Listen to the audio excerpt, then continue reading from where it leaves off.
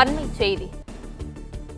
தமிழகத்தில் நடப்பு ஆண்டில் பொங்கல் தொகுப்புடன் பரிசு தொகை வழங்காதது ஏன் என்ற கேள்விக்கு நிதி நெருக்கடியே காரணம் என்று அமைச்சர் தங்கம் தென்னரசு பதிலளித்திருக்கிறார். இது குறித்தான விவரங்களோடு செய்தியாளர் மாணிக்கம் இணைப்பில் இணைந்திருக்கிறார். மாணிக்கம், இது குறித்தான முழு விவரங்களையும் பதிவு பண்ணலாம்.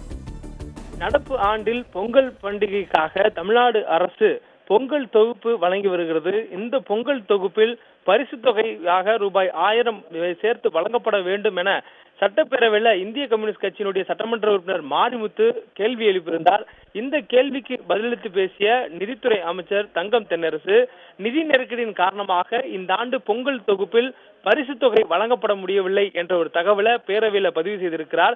கடந்த ஆண்டு பொங்கல் தொகுப்பின் பொழுது ரூபாய் கொடுப்பதற்கான நடவடிக்கை எடுக்கப்பட்டு வந்த சூழல்ல இந்த ஆண்டு கொடுப்பதற்கான நடவடிக்கைகள் எடுக்கப்படலாம் என்ற சூழல்ல தான் நமக்கு புயல் பாதிப்பினால் நிதி நெருக்கடி ஏற்பட்டிருப்பதாக அவர் தெரிவித்திருக்கிறார்.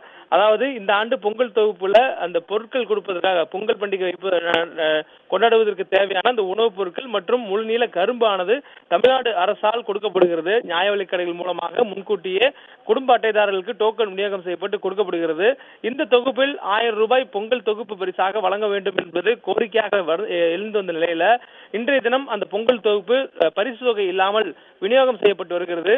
இதனை பேரவையில குறிப்பிட்டு பேசிய இந்திய கம்யூனிஸ்ட் கட்சியினுடைய சட்டமன்ற உறுப்பினர் மாரிமுத்து, பொங்கல் இனிக்க வேண்டும் என்றால் அதில் பரிசு தொகுப்பில் 1000 ரூபாய் கொடுக்கப்பட வேண்டும் என்ற ஒரு கேள்வியை முன்வைத்திருந்தார். இதற்கு பதிலளித்து பேசிய அமைச்சர் தங்கம் தென்னரசு, கடந்த ஆண்டு ஏற்பட்ட, அதாவது 2024ஆம் ஆண்டு வெஞ்சல் புயலால் ஏற்பட்டிருக்கக்கூடிய பாதிப்பிற்கு நமக்கு அதிக தொகை கேட்கப்பட்டதாகவும், ஆனால் அதற்கான தொகை மத்திய அரசிலிருந்து கிடைக்கப்பெறவில்லை என்ற தகவல் சொல்லியிருக்கிறார். அதாவது புயலுக்கான செலவிடமாக 2028 கோடி ரூபாயை தமிழ்நாடு அரசு செலவிட்டிருக்கக்கூடிய சூழல்ல அந்த புயலுடைய நிவாரண பணிக்கு மட்டுமே 37,000 கோடி ரூபாய்க்கு மேல் தேவைப்படுகிறது. இதனை மத்திய அரசிடம் தமிழ்நாடு அரசு கேட்ட போதிலும் அவர்கள் கொடுத்தது என்னவோ வெறும் 276 கோடி ரூபாய் தான் கொடுத்திருக்கின்றனர். கடும் நிதி நெருக்கடியால் இந்த ஆண்டு பொங்கல் பரிசு தொகையை வழங்க முடியவில்லை என்ற ஒரு தகவலை சட்டமன்ற உறுப்பினர் மாரிமுத்தினுடைய கேள்விக்கு பதிலாக அமைச்சர் தங்கம் தென்னரசு கொடுத்திருக்கிறார்.